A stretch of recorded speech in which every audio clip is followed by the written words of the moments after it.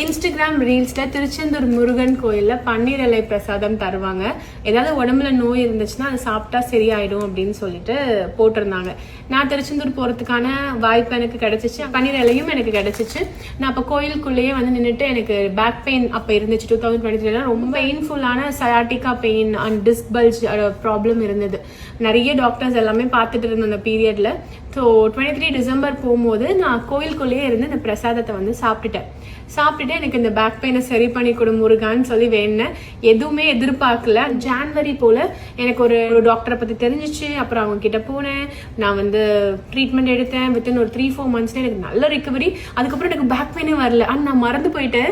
நான் அந்த பிரசாதம் சாப்பிட்டுட்டு முருகர்கிட்ட வேணேன், நான் வந்து திரும்ப வருவேன், எனக்கு பேக் பெயின் வந்து சரியாயிடுச்சுன்னு சொல்லிட்டு. இப்பதான் எனக்கு ஞாபகம் வந்துச்சு, எனக்கு பேக் பெயின் ஒரு விஷயமே இல்லை அப்படின்றதே மறக்கிற அளவுக்கு எனக்கு பேக் பெயின் சரியாயிடுச்சு அப்படின்னு சொல்லிட்டு.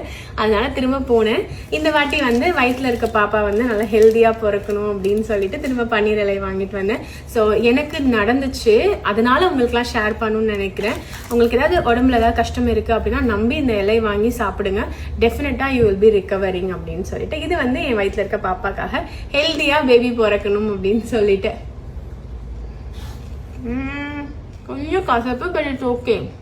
சத்தியமாவே என் புள்ள உதைக்குது இப்போ. I'm very happy. ஸோ எல்லா புகழும் முருகனுக்கு. என் பேக் பெயின் சரியானது நான் அங்கே போய் தான். நான் வேண்டாத சாமி இல்லை, போகாத டாக்டர்ஸ் இல்லை, பட் எனக்கு ஒரு கரெக்டான டாக்டர் அப்டேட் கிடைச்சி எனக்கு ரிகவரி ஆனது திருச்செந்தூர் முருகர் கோயிலுக்கு போனதுக்கு அப்புறம் தான். Forever grateful. And to be frank, இன்னொன்று சொல்லணும்னா I can very much relate with Murugar. ஏன்னா இந்த பாப்பா பிளான் பண்ணும்போது 3-4 months குழந்தை நிற்கவே இல்லை.